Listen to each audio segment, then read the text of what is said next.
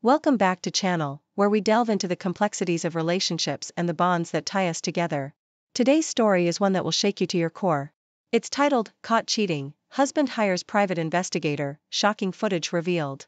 Get ready to experience a tale of trust shattered and the pursuit of truth, as we uncover the secrets that threaten to tear a marriage apart. Tell something was up, but I didn't press. She said she was tired. So I went with it over the next few days. I started noticing that she was on her phone quite a bit, even around dinner time. I would ask, why is she texting a lot these days? And she would tell me that she was in a group chat, talking with her girlfriends about the girls' night out they had and planning another one. I didn't think much of it at the time. She was constantly texting her girlfriends. It was nothing new, but looking back now, I realized she was probably planning something with them that she didn't want me to know about. My wife works as a consultant for a big firm and would always come home stressed. So I didn't mind her having a night out with her girlfriends every so often. But now she is talking about another girls' night out. This will be the second girls' night out coming up in less than 3 weeks. The bad thing is, these women she hangs out with, 4 of them are all single. She is the only married one of the bunch, which in my opinion is not a good thing because it means she is the only one with something to lose. The other women are footloose and fancy-free. I don't want my wife to be a cheater, but I also don't want to control her or tell her what she can and cannot do. So, her second girls' night out came and went. I told her the next day that she needed to be careful and make sure her single friends didn't cause her to fuck up her marriage. She looked at me funny, but didn't say anything. After work one day, I stopped by my parents' house and talked to them about my frustration with my wife participating in these frequent girls' night out parties. I told my mom that the women she hangs out with are all single and none of them have anything to lose. My mom looked at me and said, "Well, I don't see anything wrong with a girls' night out, but I do see a problem with a girls' night out with only single women." My mom said she is playing with fire. Then my dad chimed in and said, "Yeah, if I were you, I would put my foot down and tell her that's enough." He also said the fact that she keeps going out to party without you is a major cause for concern. Then my mom jumped in again and said she did a girls' night out with her friends. 3 times in the 40 years, my parents have been married, but my mom's girlfriends were all married. Mom said they were home by 11 p.m. They didn't stay out later than that. I thought about what they said on my way home and I decided they were right. I needed to nip this in the bud before it got out of hand. When I got home, I talked to my wife about it and she got angry saying I was being controlling and didn't trust her. I tried to explain that I wasn't trying to control her. I just wanted her to be careful because I loved her. She didn't want to hear it and went to bed angry. The next day she left for her girls' night out. She didn't even come home from work. This was her 3rd girls' night out. I did not even know about this one. My wife didn't get home until after 2 in the morning. I didn't say anything. I just waited up for her. I pretended to be asleep. When she entered the bedroom, I decided I needed to find out what was going on and why she wanted to leave her family and party with her girlfriends on the way to work the next day. I called a friend of mine and asked him, did he still have the contact information for the private investigator he used for his company? A little backstory. My friend had an employee who was trying to get workman's comp for having an accident on the job. His employee was complaining after the accident that he couldn't come to work. So my friend promptly hired a private investigator. Turns out he wasn't injured at all. He was playing golf, played in a flag football league. Needless to say, he dropped the workman's comp claim. My friend gave me the number of the private investigator he used. He then asked me, was everything okay? I told him I wasn't sure. And I indicated that I think my wife is doing something she wasn't supposed to be doing. I said, she has been going out and doing these so-called girls' night out parties.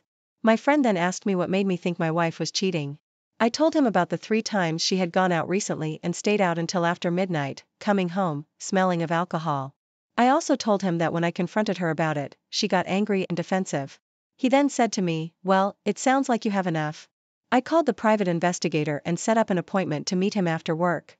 I met the private investigator and he asked me what I wanted him to do.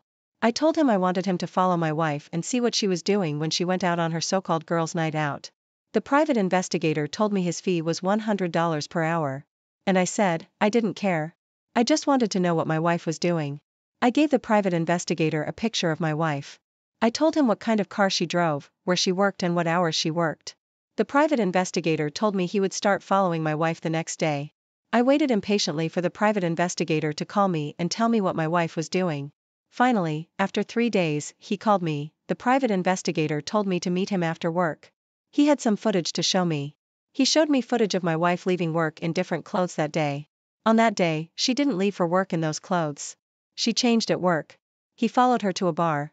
He went in and noticed she went to a table with a bunch of women, which were her girlfriends. They were there for about 2 hours. Then they all left. He followed them to a house about 15 minutes from the bar. He noticed a guy answered the door and they all went in. The private investigator was dressed in black. He tells me that at night, it helps him get closer for his surveillance. He walked up to a window at a slight distance and noticed all the girls were dancing, grinding on a few guys. And my wife was in the corner with some guy. He was squeezing her butt and she was kissing him. After that, he looked at me and told me, "I think you have enough to do what you need to do." He handed me this flash drive and he told me he will keep a copy just as a precaution. After meeting with the private investigator, I went home and cried. I couldn't believe my wife of 9 years had cheated on me and she was still doing it. I wanted to confront her, but I didn't want to show her the footage. The next day I got up and left for work without saying anything to my wife. She sent me a text on the way to work, asking why I didn't say anything to her. When I left, I did not respond to the text. When I got to work, I made it a point to call a few divorce lawyers to see what I was dealing with and how I could protect myself. I also started looking for a place to stay because I knew there was no way I could stay in the house with my wife. I will miss the boys, but their mother did this. I was absolutely devastated. My whole world had been turned upside down and I didn't know how to fix it. The only solution was divorce. I wasn't going to try and fix our marriage. She wants this single life. She can have it. I had to be strategic because I didn't want the boys to be alone while their mother went out on her girls' night out. I live in Massachusetts, which is a no-fault state, that much I know. So divorce should be pretty easy. When I got home that night, my wife was home sitting on the couch with the boys. I walked in and she asked how my day was. And the boy smiled at me and said, "Hey Dad," I wanted to cry, but I had to hold it in. A few hours go by and everyone is winding down. My wife puts the boys to bed and comes downstairs and asks me if I want to watch a movie with her. I said, "No, I don't think so." She then said, "Okay, I'm going to bed." I waited until she was in bed to go upstairs and get my stuff and leave. I waited until she fell asleep before I left the house. I didn't have anywhere to go yet. So I went to my parents'. It was late. My dad was worried and asked me, was I okay? I told him I had something to show him. We sat down at the dining room table. I pulled up the footage that my private investigator compiled and showed my dad what the private investigator found. And my dad was in disbelief.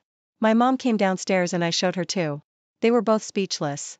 I told them I was moving out and getting a divorce. They didn't say anything to try and stop me. I'm sure they were disappointed, but what could they say? My wife had cheated on me and I was done. I stayed at my parents' house that night. The next morning I got up, I sent my boss a text and told him that I would be coming in late. I was honest with him and he didn't have a problem with it.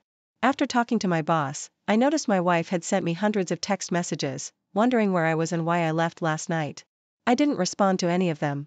I found an attorney and filed for divorce based on the grounds of adultery. And I moved out of the house. I went back to the house when I knew my wife wouldn't be there. And I left a note on the kitchen counter. I told her that I had filed for divorce and that she could find me at my parents' house if she needed anything. After work, I drove to my parents' house and I saw my wife's car parked in the driveway. I went inside and I saw my wife sitting at the kitchen table crying. She asked me why I filed for divorce and I slowly pulled out my phone and showed her the footage and told her that I did not deserve this. I didn't deserve the way you were treating me. We sat and talked for a while and we both decided it would be best if we divorced. I told her I didn't want the house. We were renting it anyway, so she could have it. She makes enough money to pay for it. At the divorce hearing, it was amicable. The judge gave me 30 days to get the rest of my things. I didn't go after her for alimony. I made more than her and I didn't have to pay child support. She was getting that from the kid's father already. We are both the same age, 33, and the boys are 7 and 8. It was heartbreaking because I loved those boys like they were my own and I was their father in every way, but biologically. My job offered me a position out of state and I took it, changed my phone number. Only my parents and a few friends have my new number and started a new life. It's been almost a year now and I'm doing well. I've started dating again and I'm in a much better place emotionally. My friends have told me that my ex-wife was asking about me and she even tried to reach out to me on social media. But I have no desire to speak to her or see her again. I'm glad I made the decision to move on with my life. And I hope you can do the same if you're in a similar situation. Thanks for reading. I have never shared anything about my life on these forums, but this was heartbreaking for me. I still struggle at times, but one day at a time is how I am dealing with it. Thank you for joining us for this emotional journey. If you've been moved by today's story or have your own experiences to share, please leave a comment below. And remember, no matter how difficult the truth may be, it's always better to face it with courage and integrity. Stay tuned for more heartfelt stories. Hey everyone, welcome back to the channel. Today, I have an incredibly shocking and nerve-wracking story for you. It's about trust, betrayal, and the lengths one man went to uncover the truth. Imagine discovering that the person you love most in the world might be hiding something so devastating that it could destroy your entire life together. Well, that's exactly what happened in today's story. So, sit back, relax, and prepare yourself for, I caught my wife's affair with the butler and it got worse when I fired him. 10 years into our marriage, I became very wealthy thanks to the percentage of ownership I had in my father's company. So, I bought my loyal and lovely wife a mansion for us to live in, which came with a butler who was prepared to take care of all the undesirable chores. My work schedule was pretty spontaneous because I could visit the office as I pleased or work from home. Our marriage and life together for the next 20 years after that were blissful other than some odd moments and occurrences. One day, I arrived home from work to find the butler with my wife, standing side by side doing dishes. She was drying, the easier part, but I didn't understand why she was willingly doing any of the chores and standing so close to him. Their elbows touched a few times, and I coughed to let them know I was there.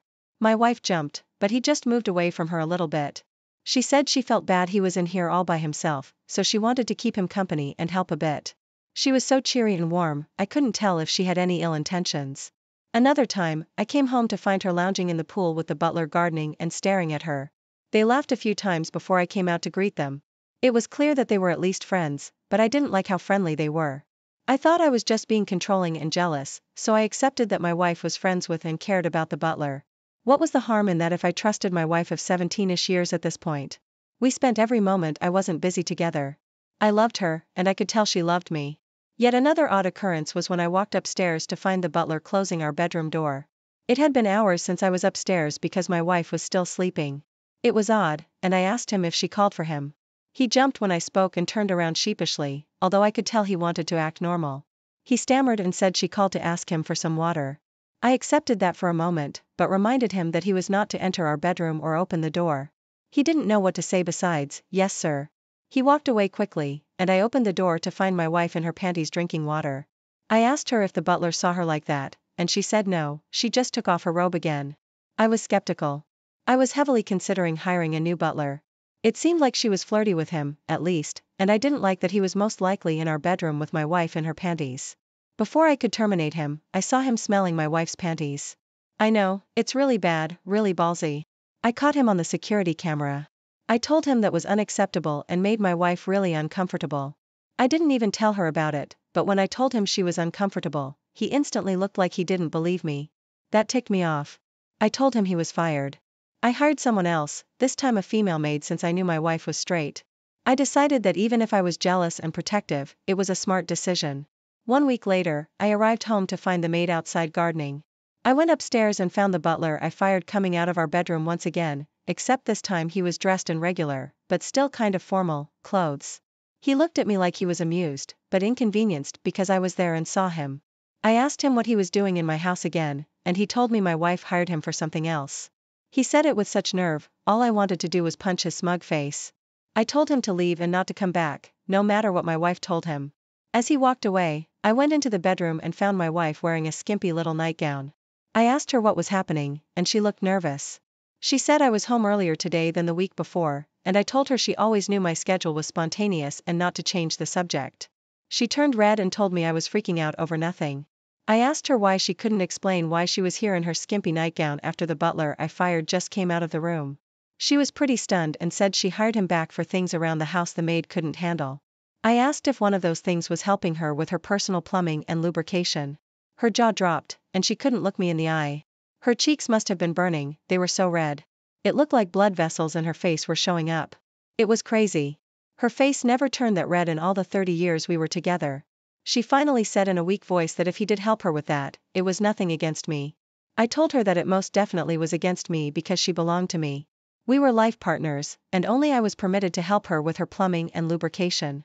She said she wouldn't ask him to help her again, and asked me not to worry about it anymore. I asked if that meant she was admitting to sleeping with him, and she was silent. She nodded yes very minimally, with her eyes watering. Then she started speaking really fast about how it didn't matter, she just considered it a job, nothing meaningful that would take away from our marriage, and she needed me to forget about it so that nothing changed between us. I told her this was most certainly going to change things between us, and it already took everything away from our marriage. I told her we were over, called her a name, and told her to get out of my home. I was extremely careful to get a post-nup signed after I came into more money. It's not that I didn't trust my wife at the time, it was because my father and I were lawyers, which means I couldn't ever be made the fool. So my wife sorrowfully packed her bags. She had too many bags for someone with nowhere to go. The butler came to pick her up in the car he afforded with the paychecks I gave him. They stayed in a motel where the butler had been staying after I fired him. My wife had so many belongings, clothes, that she had to leave some of it behind, which I immediately told the maid to sell on eBay, or keep for herself. They stayed in that motel as long as they could, but their money ran out without me signing the checks. They tried to contact me, individually, blaming each other for what occurred and asking me to take them back into the mansion. It was gratifying that they were turning on each other and failing to survive or do anything with their lives. Even to this day, my ex still tries to ask me for help and gives me some updated sob stories about where she is in life. It is not glamorous, it's far from what she was accustomed to with me. I've become something like Bruce Wayne in town, and I have no complaints. Even though her betrayal hurt, I knew from the moment I found out that I could recover from it. Not because of my money, but because I know what love is. And it wasn't that. I am sorry your wife couldn't see what a great life she had with you. I honestly feel like the attention and sexual tension she experienced with the butler was too much for her immature brain to handle. It was a man in close proximity to her that she shouldn't sleep with, no matter how much he would have been willing. He obviously paid her attention, and when their friendship developed, she couldn't keep her legs closed. I believe she was egotistical and materialistic, and didn't have the respect she should for her providing and loyal husband. What this type of woman needs to understand is that resisting temptation pays off in the end. No man should be able to convince them to disrespect themselves and their spouses by breaking their vows and trust. I'm not sure what happened in your wife's head, but we are all here for you to offer support. Now let's get into our second story for today. One fateful day, when my wife went to work, she forgot her phone. I took the opportunity to check it, and was appalled by what I found. I should have known what was going on, because my wife, 25, was extremely excited about going to work suddenly. She said it was because she became in charge of a business task that she really enjoyed. It was something like designing different abstract images each day for a newsletter. I, 28, believed her. She was a good girl, and I was proud of her for earning us additional income for living expenses. The only other dead giveaway was that she didn't want to have sex as often, but then I knew why. It was because she was sexting with a coworker, sending pictures, and talking about the sex they had. It was disgusting. I drove to her work immediately. I backed up all the stuff for her phone, because although she wasn't getting it back, it was going to be deactivated. I brought it with me, and started by showing the receptionist, who I only met once before. Then I asked her if I could get a guest pass to go have lunch with my wife. She giggled and gave me one. She knew I was sarcastically infuriated, and this was going to be a heck of a show. She followed me in, putting up a "be back in 5 minutes" sign that she scribbled out. Everyone looked up from their desks to see me. I must have looked determined and angry. I asked everyone to gather around, and they did. I said I had some news to share about somewhere they all knew well. They were all sparkly-eyed with gossip endorphins when they found out who I was talking about. People started looking around for AP and my wife. AP came out of the bathroom just then, and we all looked at him. I announced that there was a guy who had the audacity to sleep with my wife. Some of the coworkers started shouting out insults at him. Among these, he was called despicable. Just then, my wife's head peeked out of her office. When she saw everyone looking at her, she went back inside and shut the door. Now everyone knew what my wife and AP looked like naked. Some girls whispered that they knew something was going on between them. Coworkers took the time to print/draw signs that said slanderous insults and taped them on my wife's office door. I thanked them for their creativity and left, wondering where the boss was that allowed all this to happen. When my wife got back to the house, I already had the locks changed. She took the stuff I let her have to AP's house. They both quit their jobs that day and walked out shamefully. In our town, there was just one major employer for like half the population. So when I shared with people the things my wife talked about and took pictures of, everyone in the area knew about it or saw it. It didn't take long for them to decide to move about 500 miles west. I couldn't have asked for a better outcome. Since she moved out of state, our divorce was made final through the mail. She didn't ask me for anything, thank God, but I would have been able to prove her infidelity anyway. She was done with me and the embarrassing past she was trying to forget. I felt the same way about her and couldn't be happier with the choice I made. I am sorry your wife behaved like an untrustworthy office cheater. It's hard to get as low as a person who cheats on their spouse while utilizing their trust to earn income for the family. What are they even working for if not to improve the life they have at home? If they honestly believe the person they start an affair with at work or anywhere is better than the spouse they have at home, they're wrong. The grass may seem greener on the other side. Finding a person with a new set of features, issues, habits, goals, and interests is completely unnecessary. It is only a shame when a marriage or union ends because one spouse thought they found better in someone else or just thought they could effortlessly manage two serious relationships. Really, the only grounds for divorce, the proper way to end a marriage, is when one person absolutely cannot or will not honestly communicate with the other person. Thank you for sharing this story. I appreciate your bravery and bold confrontation. Thank you for taking the time to listen to today's stories. If you enjoyed listening, please feel free to like and subscribe if you haven't already. Also, comment below with your thoughts on what happened. Take care. If this story touched your heart, please give this video a thumbs up and share it with others who might need to hear it. Don't forget to subscribe to our channel and hit the bell icon so you never miss a new story. We'd love to hear your thoughts and experiences in the comments below. Thanks for watching, and stay tuned for more. Welcome back to the channel, dear viewers. Tonight, we delve into a tale that uncovers deep family secrets and sparks a heated conflict. The story is titled, I Discovered My Stepdad Abandoned His Kids and Kept It Secret for Years, Now My Family is in Chaos. Join me as we unravel the events that turned a seemingly perfect family life upside down. So, sit back, relax, and let's dive into this shocking story.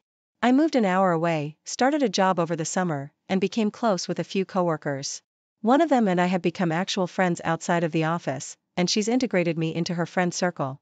After getting to know her backstory, mom was abandoned while pregnant and had to raise 3 kids, we got close, and I consider her a good friend now. She's so sweet and nice. Last weekend, I was over at her mom's house getting ready to go out, and was looking at some pictures on her wall, and I saw one of her younger brothers and a man, and did a double take. He looks exactly like my stepfather, but younger. I tried to find another he was in, but that was it. She saw me staring at it and said that's her father, and I laughed and said he looks like my stepdad. She asked me his name, and I said it, and the color of her face left. She started calling her mom to come to the room, and the next 10 minutes consisted of me awkwardly answering their questions. Turns out my stepdad is her father. I met him when I was 6, so my friend would have been 8, and that's the time he left. He never mentioned having any kids, so it was shocking. It was horrible to hear them cry, and we never went out.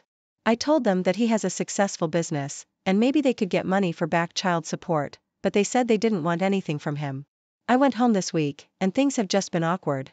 My stepdad is so nice, and literally my only father figure, so to know he abandoned his biological kid is crazy.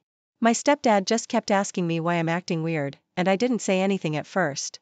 My mom pulled me aside, and I told her everything. To my surprise, she didn't react. She said how he lives his life is his business, and I shouldn't judge him.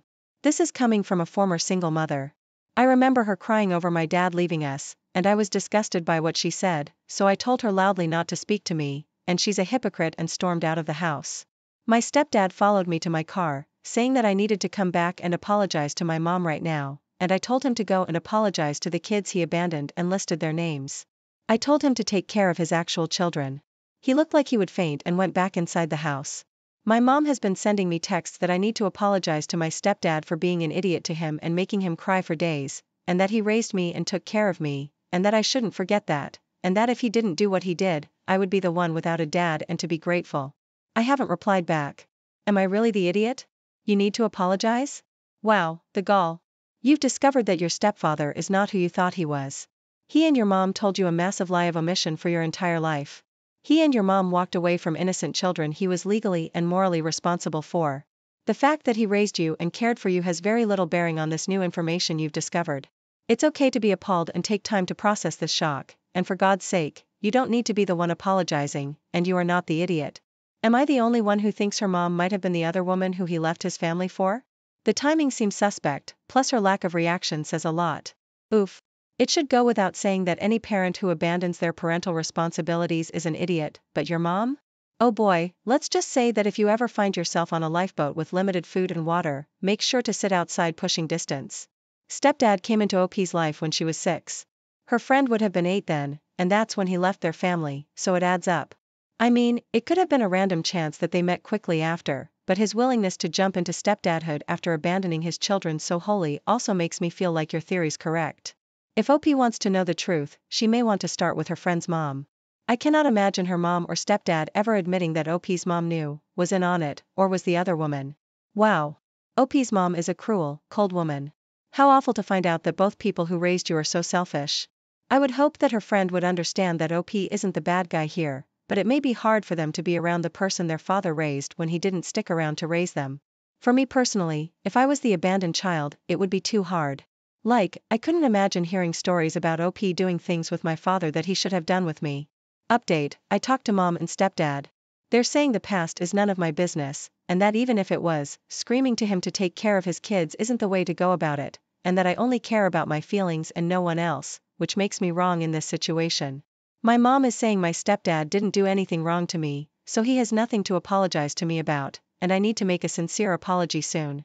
She's saying that I told him about the kids in the worst way possible, and I only said it to hurt him, so it makes me no better than him, and even worse. I'm planning a wedding and deciding everything regarding the guest list. Given the venue's small size, we have a hard cap of people allowed.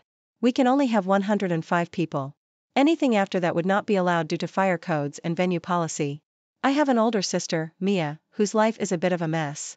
She and her latest ex-partner, and the dad of one of her kids, broke up in the last 6 months. She has 4 kids, who are all living at my parents' house for now. We opted not to have a child-free wedding, after there was so much drama about it. Mia's 4 kids, preschoolers to tween, will be at our wedding. She recently got an invite stating her name and her 4 kids' names. She then called me and said, I assume as an adult, I also get a +1. We told her no. She's not in a serious relationship, and she and her kids are already about 5% of our total guest list. Our caterer also doesn't charge less for kids, so we're paying about $400 for those 4 kids to be there. We don't want to pay another $100 for some random that she'd bring. She's not dating anyone, but she said she could easily find a date or bring a friend to have someone to dance with. We told her she has 4 kids there, which should be more than enough, instead of having a +1. My dad is on my side and is tired of her taking up their house. My mom is a little more sympathetic and says I should allow her to have a +1, because that's what you do for adults. Spending $600 on just my sister, her kids, and a date, when she's not seeing anyone seriously, seems ridiculous. She's pretty ticked off though. Am I being the idiot here? Not the idiot. I think you're being very generous in allowing her 4 children to attend, and she had the nerve to ask for an additional person? Wow, she's a bit of a choosy beggar, isn't she? It's your wedding and your money. If she wants to bring a +1, then let her pay the $100 it's going to be to feed that person. If your mom is all for it, then she can pay for your sister to have a +1. It's really cute that she wants to wine and dine someone at your expense, a person you've never met, and that she's not in a relationship. The wedding and reception are about the married couple after all. Who does she expect to babysit her children while she's dancing anyway? Are other people going to have to forego the dancing and babysit so she can have a good time? She can hire a babysitter and leave the kids at home and get a +1. Or she can bring her kids and no +1. Let her choose. You win either way. She's broke, so there are no babysitters, and I'm not even expecting to get a gift from her. She didn't get a gift from my other sibling last year because money was too tight. I honestly don't care about the gift thing, but I'm already paying roughly $500 for her and her family, and an extra $100 just feels unreasonable given she's already bringing 4 extra guests. My partner and I are paying for the entire wedding ourselves. Then that's your answer. No means no, and you shouldn't have to justify it to anyone. It's your wedding and your money. Don't let anyone bully you into doing something you don't want to do. Your sister will be fine without a +5. My brother has 2 kids, ages young teen and tween, with his ex. They were high school sweethearts who had kids young, never married, and split when the kids were still little.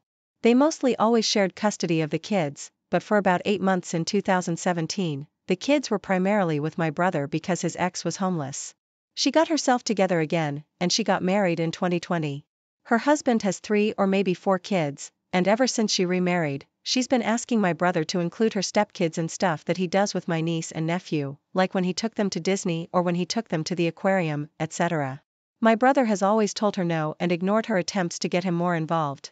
The kids don't like their step-siblings very much or their mom's husband when they do see him.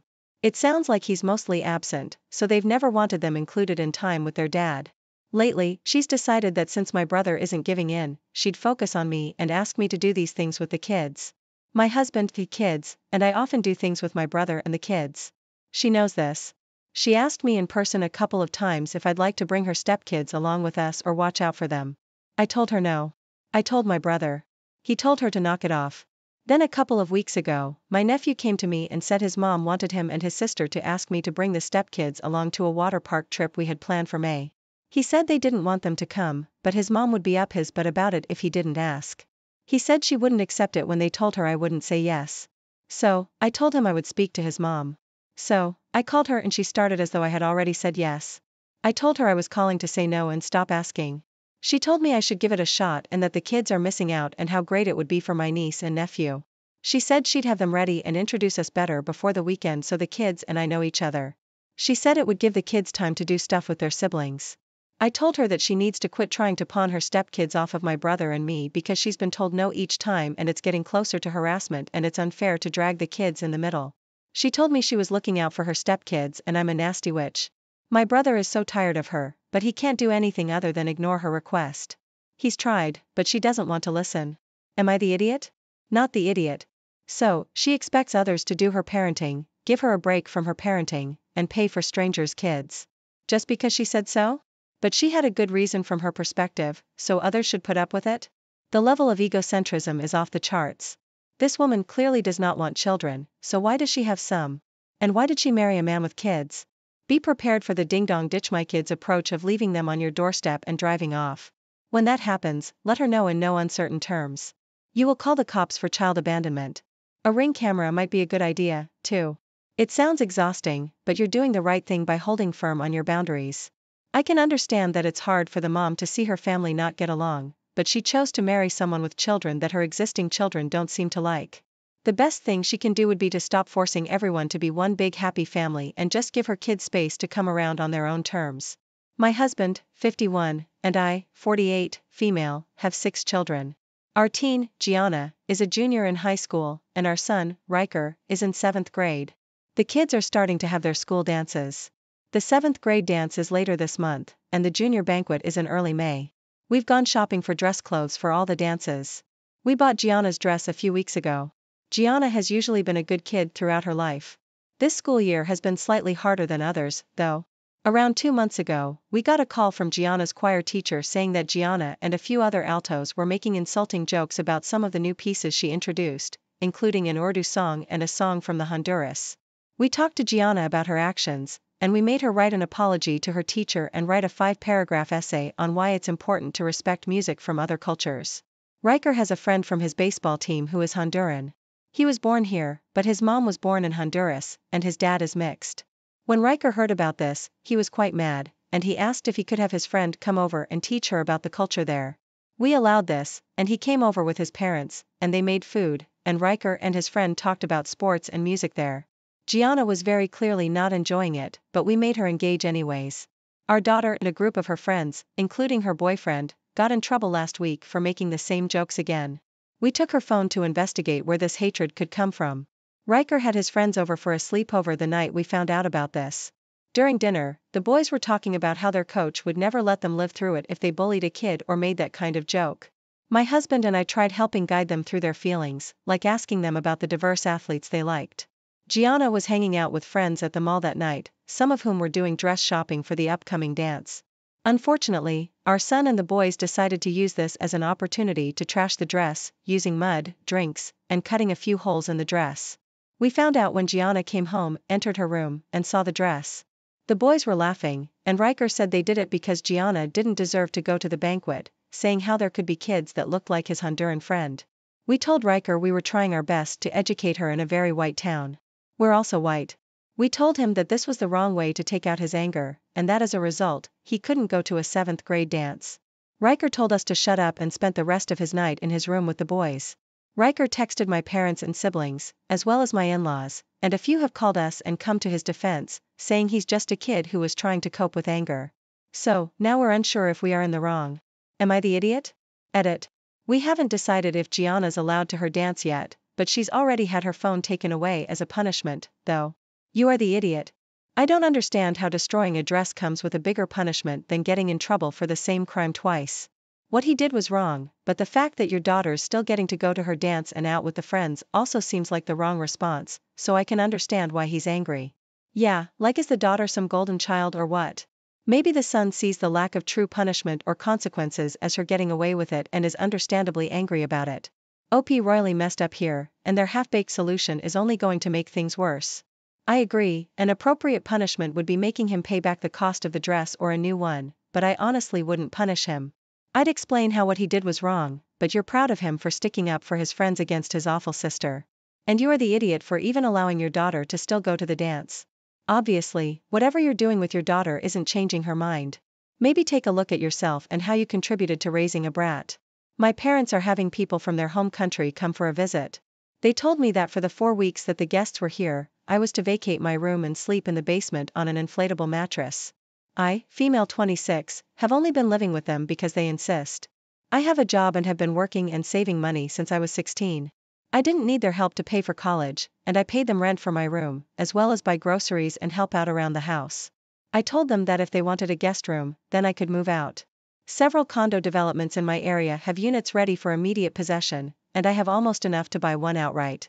I have no debt, thanks to living at home for the last 4 years. They say that I'm being ungrateful and argumentative. I don't think it's fair to kick me out of a room I rent for nearly a month. They didn't even offer me the choice not to pay for the month I don't have any room. Not the idiot, but at 26, you don't ask to move out. You sign a lease and then tell them the date you're moving out, and make sure you already have important stuff, computer, laptop, passport, driving license, social security card, etc., safe, before you tell them, just on the off chance that they throw everything away while you're at work. If you're paying rent, you have a right to your room. Imagine if a roommate asked you to pay rent, but also give up your room. Or a landlord. An actual unrelated landlord wouldn't be able to force you to stay in a different unit or room than the one you rent for their guest. Consider this a sign and a blessing to move out. At 26, you're too old to have to put up with this kind of behavior from your family. And that, dear viewers, is how a chance discovery led to the unraveling of a long-held family secret. If you are captivated by this tale and want to hear more stories of family conflicts and unexpected revelations, be sure to like this video, subscribe to our channel, and hit the notification bell so you never miss an update. Share your thoughts and similar experiences in the comments below. Have you ever faced a family drama that took you by surprise? Until next time, remember, understanding and communication are key to navigating the complexities of. Greetings, my dear viewers. Today, I invite you to delve into a tale of love shattered by betrayal, trust eroded by deception, and hearts torn asunder by infidelity. Join me as we explore the harrowing journey of a husband who uncovers his wife's unfaithfulness and the painful aftermath that follows. Welcome to Caught My Wife Cheating, Unraveling the Betrayal, a story of deception and heartbreak. She all but stopped messaging me during the day. And when she did, it was short things about dinner or other trivial items. She started going grocery shopping alone, needed her time. This is something we used to do together. She has always gone running after work and on weekends, but now with it getting too dark and cold, her running on the weekends have turned into 3 to 4 hour events. She moved out onto the couch saying I moved around too much and she couldn't sleep. The couch then became the guest bedroom. That's when I finally confronted her. She said that she was texting the other man because he had been open about his mental health issues. She has struggled with anxiety and depression for a while, but we had it under better control with counseling and medication. She even initially told me she was going to talk to him, and because I knew him, he goes to our church and is our insurance guy. I foolishly thought that would be okay. On November 14th, I asked her if she still loved me and she said yes, but she hasn't been happy for quite a while and it's been a difficult year and she wasn't sure if she wanted to work on the marriage or not. I told her that I noticed that she hit her phone. Anytime I came into the room, that's when she told me who the other man was. She said that they texted and met sometimes for lunch, but he was just a friend. She said it over and over. As I asked questions about him, I got angry and incredibly sad at the same time and told her that it ceased being just friends when she felt like she had to hide it from me. I asked if she talked about me to him. She said she did. I told her that her affair hurt almost as bad as if she had slept with him. Over the next few days, I just could not shake the feeling that there was more going on than she told me. It's difficult because she says she doesn't want to work on the marriage. I looked at phone records and they call each other first thing in the morning. And during most lunches, then again, as soon as she gets off work, the phone call started on October 10th. So at least a month, she doesn't text him because they use Signal and I don't have access to her phone. Plus it deletes the messages as soon as you send them. Anyway, I talked to her again on Sunday and she said that they only talk and hug. I don't believe her. Maybe it's because of the lies and the broken trust, but I just feel like more is going on than she is telling me. She's currently in the process of finding a new place to live. She was going to wait until January, but I told her last night that I wouldn't be her plan B and that if she was waiting to move out to spare my feelings, to not worry about that. she put a deposit on a place today during her lunch hour. In Virginia, we must be separated for 6 months before we can divorce. As soon as she moves into her new place, that will start the separation time. I've left messages with a couple of divorce attorneys this week, but because of the holiday, they are slow getting back to me. I think I want to split amicably if possible, but I also want to know how far she has taken it. I feel this need to know if it was just an emotional affair or if it was a physical affair. Does it really matter though? Do I push it where she doesn't want to work on our marriage or just let her go and move on with my life? We've been married for 18 years and luckily have no children. I just feel so lost right now, lightheaded and in a fog. I appreciate any advice. Second story is called, Caught My Wife Cheating, found out 2 months ago. I've been lurking on this site for a month now and finally decided to post. Short story is that my wife and I have been married since 1994. And I found out about 2 months ago that she has been engaged in a physical affair with a friend of ours for about 6 months. We are both in our mid to late 40s, both in decent shape. And we have a son who has grown and on his own. I will start off by saying that I have not been happy in my marriage for a good 15 years or so. Around 2005, she had an affair with a coworker. I was devastated. I busted her. She did all the crying and hemming and hawing, promising never to cheat again. I kicked her out for a couple of months. And we went to a crappy marriage counselor who basically blamed me for all her bad choices, thinking I was at fault for it all. I sucked it up and we went on and basically buried the whole thing. She was relieved and seemed happy with me, but I kept my mouth shut and just lived with it because I thought that is what a man was supposed to do. Looking back, that year was the year my soul started dying. Now I am relieved, almost ecstatic. You all do not need to console me because I am not in pain. If anything, I am happy because now I can divorce my cheater and get out of this fake marriage without having to feel like the bad guy or that I am in the wrong. She has given me the reason I have needed for 15 years to finally escape without my friends and family, making me out to be the villain. I can say with confidence that I have been a good husband to her all these years. Am I without any faults? No, of course not, but I have never done anything over the past 15 years to warrant this treatment. She knows full well that if she were caught again, then that would be it. Which leads me to believe this is an exit affair on her part. And she wants me to bust her. That is the feeling I get. Maybe I am wrong, but I have a hard time thinking she is that stupid to cheat again after what we went through before and expect me to forgive her again. So, over the past 2 months, I have gathered all the evidence I need to divorce her. I have not confronted her yet or had her served. I do want to eventually expose her to our friends and families in order to protect my own reputation. But I have some questions.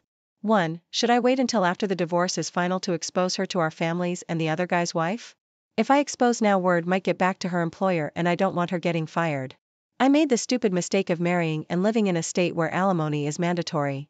So, if she gets fired, then I'm on the hook. She makes more than me. If she doesn't lose her job, I could ask for alimony, but I won't. 2. How do I tell my son? He was just 6 when she cheated the first time. And even though he couldn't understand at the time, he saw what it did to us. And I think he was affected by our separation. He will be pissed at her, but I don't know any reason why I should lie to him. 3. Should I ask her to move out or try to keep things amicable until the divorce goes through and just live together? I want to keep the house, and in my divorce petition, I state that I will buy out her share of the equity for. I want to start dating again soon. Is there anyone here who went through a divorce where you live with your spouse, but dated other people, or is it best to wait? Third story, Caught My Wife Cheating. She is bipolar. Egoish. I really could use some advice. My wife is bipolar and has suffered lots of abuse growing up, including abuse by a family member and abuse by her abuser ex-boyfriend who is in jail. I am a private investigator and task force agent. And I missed all the signs. Long story short, we met online as she was unconsciously seeking for a white knight experienced in helping abuse survivors and ended up falling for me within a month. And so did I. Due to COVID, our meeting in person got delayed for months. And after we married, I discovered she was an escort, sugar baby for 3 years. She started on it as to get back at her abusive boyfriend. And also because she was conditioned to be objectified since she was little. She basically stopped doing it around 4 months before we met in person.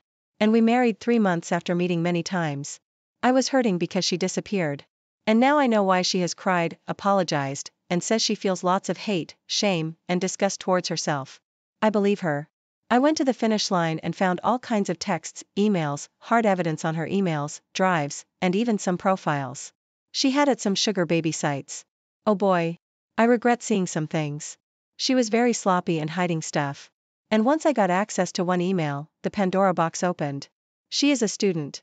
And before I supported her financially, she had no income and no prospect of getting a proper job. The lies and the denial, the way she gets defensive is really tough on me. I offered her financial help before we met and she didn't accept it. So, as you can see, she is not after my money. Not that I have much. How do I avoid lashing out? Our relationship and arguments can get dicey in seconds as she is bipolar. And I'm what's known as quiet borderline personality disorder, in which I suffer all the pain and lash at myself, not at her. Not a great combo, but the love we have for each other is gigantic. It's been only 1 month since I found out and I already forgave her. But, at the same time, I have not forgiven myself over not seeing the red flags. Now, I feel I have to be extra vigilant with her. And she has agreed to disclose all her communications with me as I have. And we basically don't leave any room for anyone to be meddling in our relationship. I want to trust her again, especially since it happened before the relationship was real. But, for me, it felt real since day one. She says she only did it once or twice a month to finance her studies. But, I don't know, most days I believe in her good nature and other days, I worry a cheater is always a cheater. I also feel that because it happened before our first kiss, I am being a bit oversensitive, but, I was faithful for that whole year and I suffered intensely. Anytime I remember those days she disappeared, the pain comes back almost undiluted. It seems I'm on the final stages of grief. I've had a hard life and I get over stuff quick, but, I still feel traumatized and with a little PTSD, what's the best way to disengage? When our arguments start, they go from 0 to 1000 in 2 seconds. And then the blame game starts. When we are good is the best, but when we are arguing is hell, too intense, too much fire, and both of us get super hurt very quick if the other is not careful. If this story touched your heart, please give this video a thumbs up and share it with others who might need to hear it. Don't forget to subscribe to our channel and hit the bell icon so you never miss a new story. We'd love to hear your thoughts and experiences in the comments below. Thanks for watching, and stay tuned for more. Hello everyone, and welcome back to our channel. I'm thrilled to have you join me today for another captivating story that will surely leave you both shocked and entertained. Today's tale revolves around an encounter with an entitled Karen that took an unexpected turn. So, without further ado, let's dive right in. Hey guys, how's it going? Hope you're doing well. My name is Crown, and today I'm going to read you some very interesting stories that I hope that you're gonna love. And now, without further ado, let's go. So, I work in a coffee shop. Most of our customers are genuinely lovely people, but over the years, I have learned about the levels of entitlement and just plain crazy that exist. To be honest, I didn't think anyone could surprise me anymore. Tonight's events might actually have surpassed the guy who put a curse on me and my family. The guy who threw a ceramic cup at my head one morning. The drunk girls who threw up all over the front door at 7 a.m. then walked in and got grumpy that we didn't have any vegan breakfast items. The time a guy managed to get himself so wound up that he started swearing at me because I hadn't laughed hard enough at his "if you can't find a product on the till, then it's free" joke. That I have previously never ever heard before. Ever. Honest. Yeah, okay. So today I was cleaning up like usual and for once, it was going pretty smoothly. One of those dream shifts where you look around and just know you're going to get out on time. No last-minute customers demanding you make drinks and mess up every piece of equipment you've just spent an hour cleaning. It was glorious. I did the usual rounds telling the last few stragglers that we were closing in 5 so if they could start finishing up and getting themselves ready and so on. And I went through to the office to start the admin. Now, one thing you need to know is our company policy states that you can't take the till off and count it until the doors are locked. Obviously, you can't lock the doors until all the customers have left. And this is usually not a problem. So I came back through to lock the doors and there she is. Let's call her Karen, okay? Karen is standing near the front door and emptying out the entire contents of her purse and pram all over a table. I looked at the girl who I was working with and raised an eyebrow. She's working with me long enough to recognize the what the hell is going on look. Apparently, Karen had lost an earbud. Great. So since she's been a regular customer for over a year, I put on my best customer service act and go across. We went back and checked where I knew she'd been sitting. Then check out the other table she had also been sitting at earlier. Turns out I never want to put my bare hands that far down the sides of the sofas again. We both searched and couldn't see anything. I offered for her to leave her details in case it turned up in the morning. I'm on early so I'd have another look tomorrow. But nope. This wasn't good enough. Before my eyes, this usually very normal, polite, pretty, reserved grown woman turned into a raging banshee. Screeching about how they are 150-pound earpods. Several things happened over the next half hour. Her husband appeared. Someone needs to give that man a medal, or maybe a CT scan. He quickly sussed out the situation and tried to talk some sense into her. She then started screaming about how she wasn't leaving until it was found. And she was calling the police. At one point, they were physically fighting over her phone while she dialed 999. And he was calling her crazy. Side note, never call a Karen crazy. It does not end well, my friend. I was standing to the side quietly watching this all unfold. Keys in one hand and phone in the other. While texting my boss what was going on and reminding her she really does not pay me enough to deal with this. Being the absolute champion boss she is, she called and heard some of that chaos going on in the background. Karen's poor husband continued to try and reason with her. There was a little more chat between me and him while she wailed down the phone at the police. She started demanding I go check the rubbish bags. Apparently telling her she was more than welcome to go check them herself. But they were in the skip bins at the back of the building. Was just not the right answer. Eventually, her extremely patient husband got sick of her, so he left. At one point, she shouted at my colleague who asked her to move so she could finish mopping the floor, which set Karen off again. Her husband reappeared as she was kicking off at me again for stepping in and saying the girl didn't shout at her. And pointing out that after her behavior for the past 20 minutes, she was in no position to decide who is and is not shouting. It was at this point she finally pushed the limit of my patience when she said the words, "I am not leaving until you show me respect. You would treat me differently if I was from this country." Now something else you should know, I'm not actually from this country either. I might have the local accent, but my birth certificate states something different. I'm also not white, so I take particular offense when someone tries to use a race card in a racist way. Sometimes people are just jerks and it has nothing to do with the skin color of anyone involved. So my restrained customer persona slipped. I left one of those, "Are you kidding me?" laughs. I said the words, "Did you actually just call me racist?" "Nope, I'm out." While her husband started having a go at her for being ridiculous, I went and grabbed a till and stormed off into the office, half expecting to come back out and find Karen chaining herself to the front door and chanting, "We shall not be moved." About 10 minutes later, 2 wonderful police officers showed up. Karen had suddenly turned into a timid and demure delicate little victim again while whining about her plight to these guys. They also quickly worked out what was going on. Apparently the call they got had said it was a domestic incident. It was clearly not a domestic incident.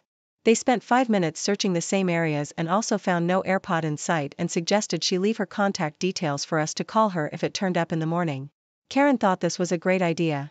I pointed to the counter and said the pen and paper were still sitting there from when we offered that same thing an hour before. Granted it was a childish move, but after hearing the police officers ask him where her child was while she played with the AirPod, my last silver of understanding and patience evaporated. Turns out Karen had freely given her very expensive, arguably overpriced headphones to her 4-year-old child to play with, then flipped out and called the police when one went missing. Seriously, I can't even begin to explain how livid I was at this point. Needless to say, she was heavily scolded and warned by the police officers. She actually burst into tears and she is now barred from the premises by orders of my boss. Best boss ever. So, I've started to get into belly socks, butterfly knives, like a couple months ago. I love it very much and I have a couple of knives. I love to do it in public too, but when I'm around people I always use my crack racking version 2.5, basically a trainer knife so it doesn't have an edge. Today I was walking with my friends and I was playing with my trainer knife as usual, when a kid runs up to me. "Hi, what's that? Can I try it?" The kid was around like 9 or 10. "Sure, but do you have any of your parents here? Because I don't want to get in trouble." "Yeah, my mom is here." And he runs to his mother and comes back a couple of minutes later. "Mom, it's him. He has that thing." The kid was really excited at this point. "Can you show us some tricks please?" "Sure." So I started to do a couple of easier tricks like a thumb around. "Hey, put that knife away. You're gonna hurt us." "No, I can't do that, even if I wanted to. This is a training knife, so it's fully dull and doesn't have an edge." And then, I grabbed a blade. "Put that away or I'm going to call the police. If you want to, you're going to be the only one who's in trouble." So we waited there until the police arrived. "Yep," she called him. "So, what seems to be the problem here? This young man has a knife and hurt us." Her kid says. "No, he didn't say anything wrong." The police officer turns to me. "Is that true? You've got a knife?" "Yes, officer. I've got one in my pocket. It's a butterfly knife, but it's a trainer so it doesn't have an edge. Can you show it to me?" Slowly. "Sure." And I reached into my pocket and handed it to the officer by the blade.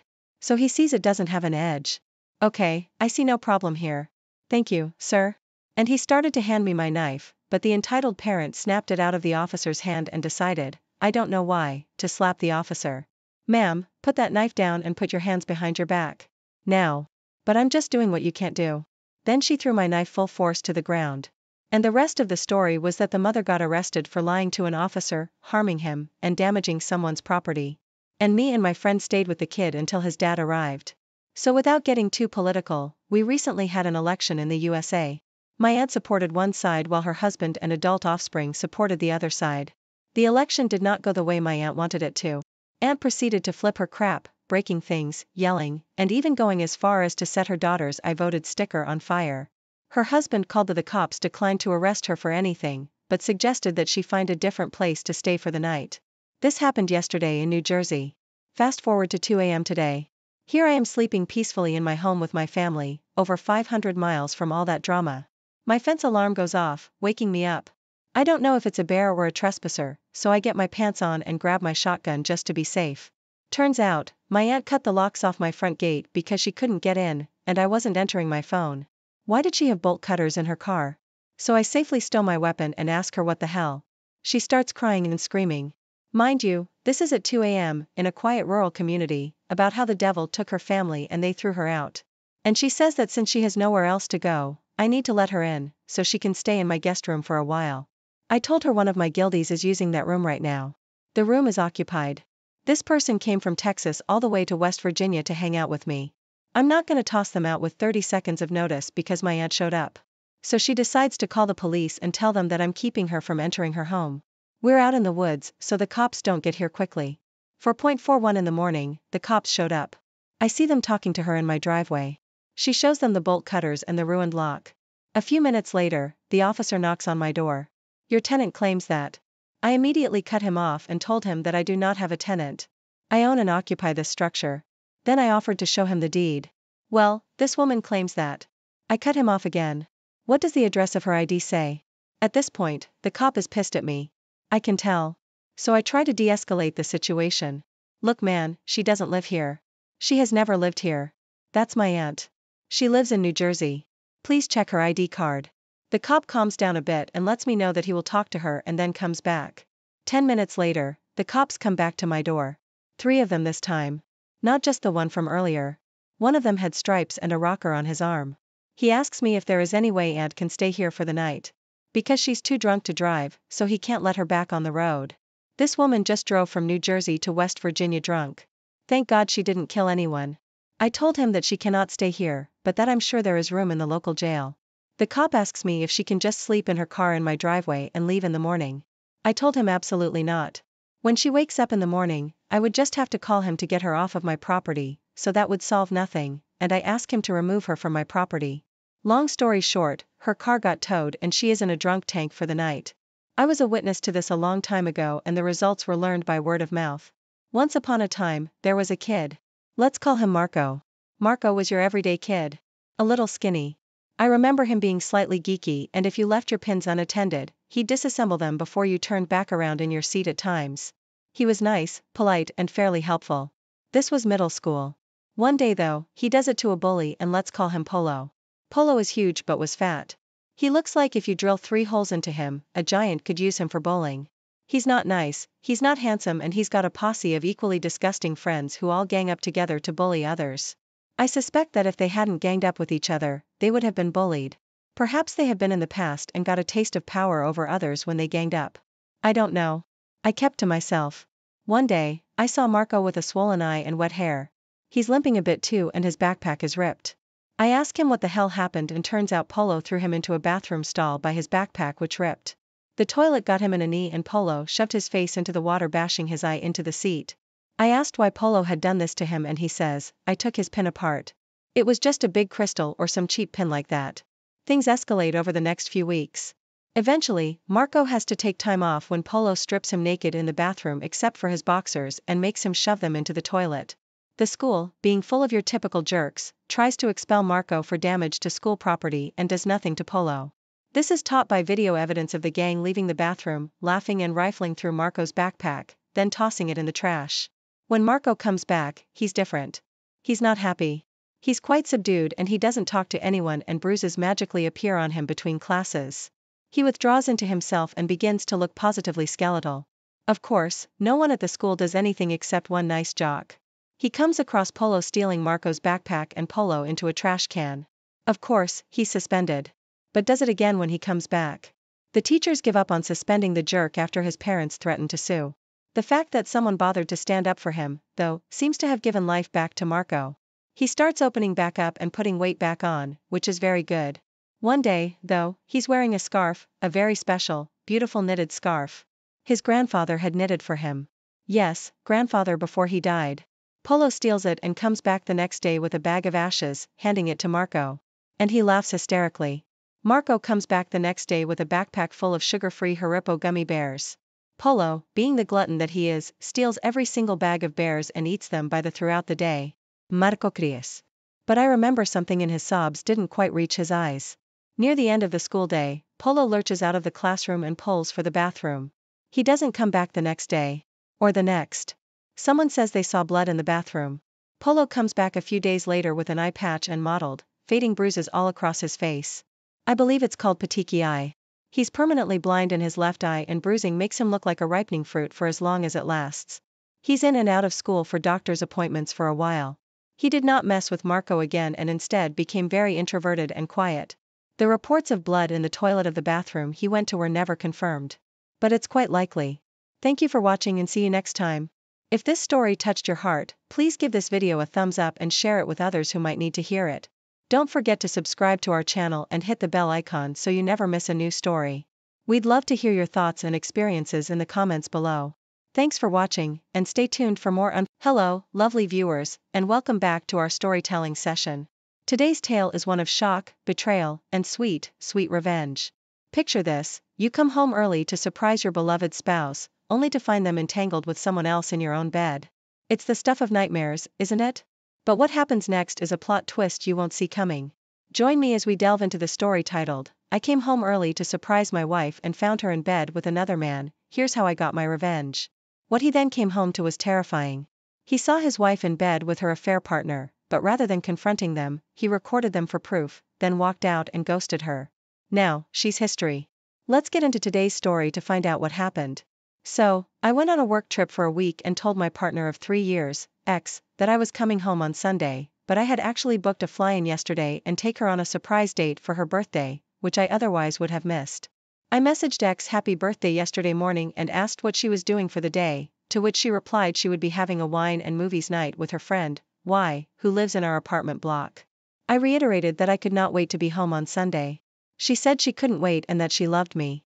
It has been really hard to write and relive this, but when I got home, I parked out by the front of the building on the street, and when I walked through the code gate, I couldn't see lights on up by our balcony.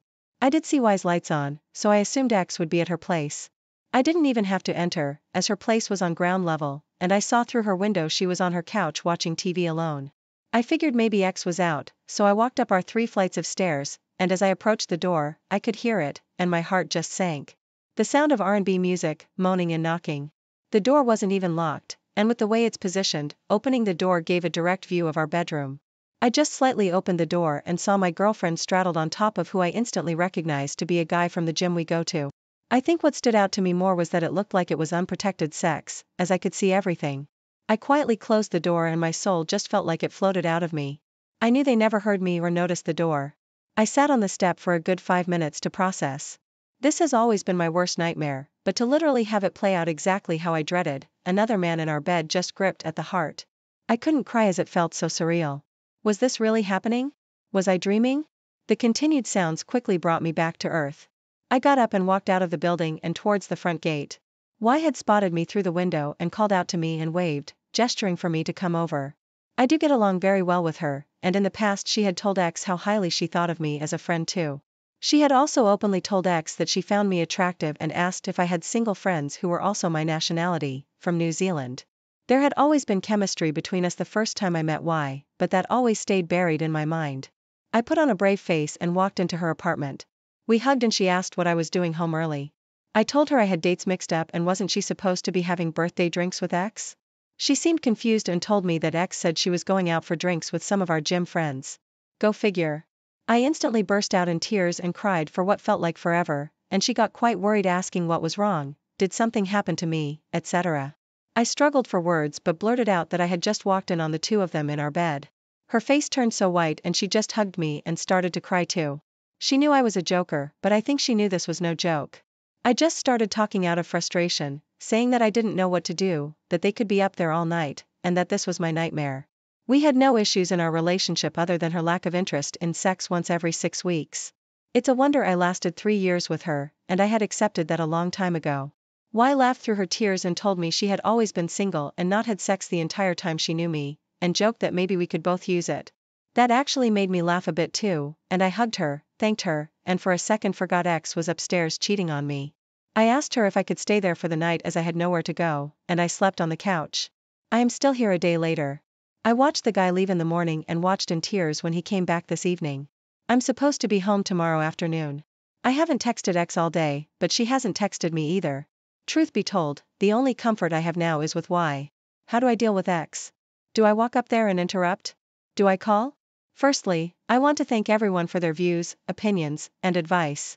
I'm still trying to keep up with reading the comments. I appreciate those saying I should have had a backbone or spine. To be honest, I'd be saying the same things to someone else. This is my first experience with infidelity, so it was easier to judge until it actually happened to me. Anywho, before I tell you what has happened today, I will answer a few questions. Me. I have my own business and run it end to end by myself. I travel maybe 3 times a year to meet with production facilities and do quality checks for my product.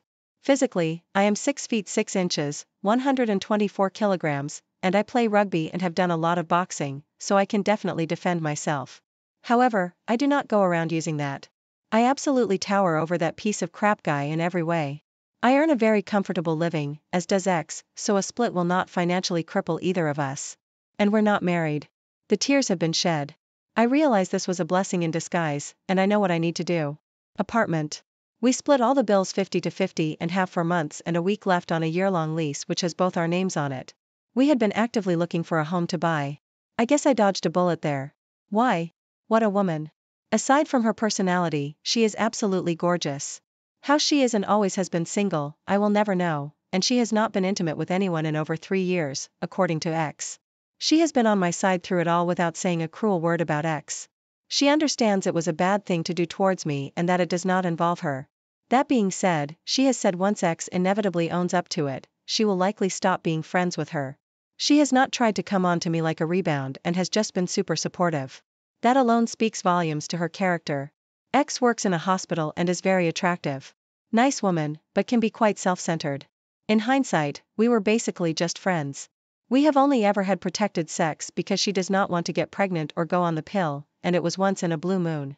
I guess I just accepted it and got too comfortable in the relationship being what it was. I'm just trying to get my head around how she never even showed signs that she was cheating. I know I'm not perfect, but I have always been good to her, always cooked for her, and did a lot around the house. We went on dates regularly. I told her things about her to make her feel loved, and I always got brushed off after what I thought was a good night. I now question why. If she didn't want me, why did she stay for so long? My plan. I intended to call her this morning to say my flight would be leaving earlier and that could she pick me up at the airport earlier. With the airport being a 40-minute drive away, I would use this time to go up and pack all of my things and rush them to my car. Y said I could put some of it in her spare room. Once X noticed my things missing, she would try to call me, message me, etc., and I would simply respond with a photo of the two of them in bed.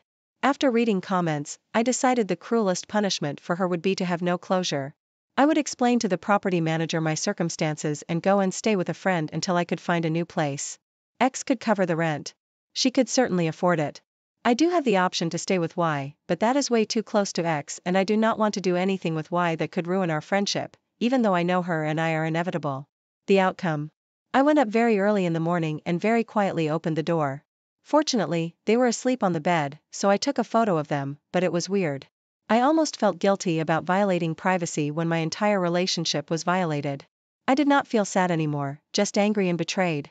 I noticed his shoes on the floor next to my various, much larger pairs. I decided to take a photo of those and use it first. I figured it would be a more subtle way that she would likely lie about until I hit her with the photo of them in bed. I went back down to Y's and waited around for another hour or so until I was certain X would be awake. I tried to call but got no answer, and twice again to no answer. I looked at Y and we both just knew what was happening. After about a half hour, she called me and sounded very much awake and like everything was very much normal. I tried to put on my normal voice and told her my flight was leaving 2 hours earlier than I thought. I asked if she could collect me at 1 p.m.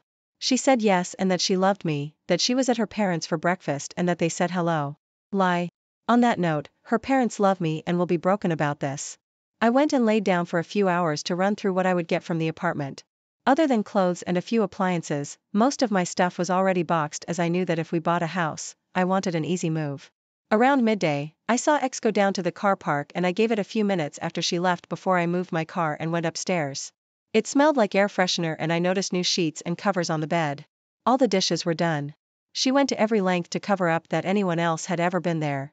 It took me all but 10 minutes to gather all of my things. If I forgot anything, I probably didn't care about it. It did feel weird knowing it would be a goodbye to the place I called home, but I felt strong.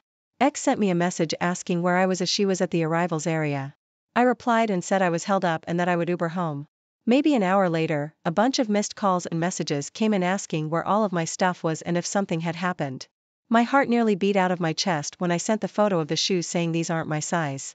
She had the audacity to reply saying that they were her brother's from when he picked her up to go to mom and dad's. Did I not say she would pull something like that? I didn't even want to discuss it, but I knew she was cornered, so I sent the photo of them in bed and I left it at that. She did not even try to call. I was expecting a wave of calls or texts. In my eyes, that was me leaving her, and I know I could have called her out or caught them in the act and confronted them, but I wanted her to know I knew and that she would never be able to know how or explain herself. I will not tarnish her name as it is not in my nature and I do not want to ruin her life, but she can live with this forever, although I doubt she has a conscience. I have left Wise as I know X will be down to see her soon, and I met my friends nearby collecting today's rundown to relay to you all. If it were not for Y, this would have been a lot harder, but I know she will sever her friendship with X in the next day or two. I am doing well and looking ahead. This hurt at first, but I'm glad I found out now and not after we bought a home. I have sent an email to the property manager informing her of our sudden split and that she would be covering the rent until the lease ended and that she could keep the bond. I think the pain for X will be when Y and I begin our inevitable relationship. Good for you, OP, glad to hear that you didn't tolerate any of the crap your ex has put you through and have immediately moved on. You do not need to give her any kind of closure whatsoever. She needs to suffer the consequences for her actions and the pain she has caused you. If I were you, I would not get involved with Y right now. I feel like it is too early for you to do that.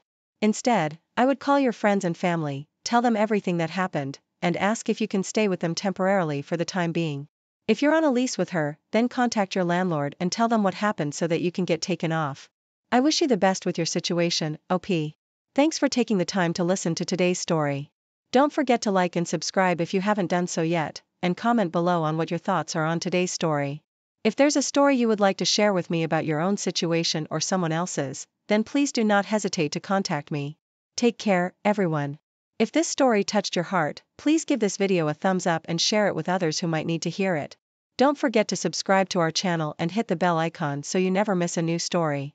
We'd love to hear your thoughts and experiences in the comments below. Thanks for watching, and stay tuned for more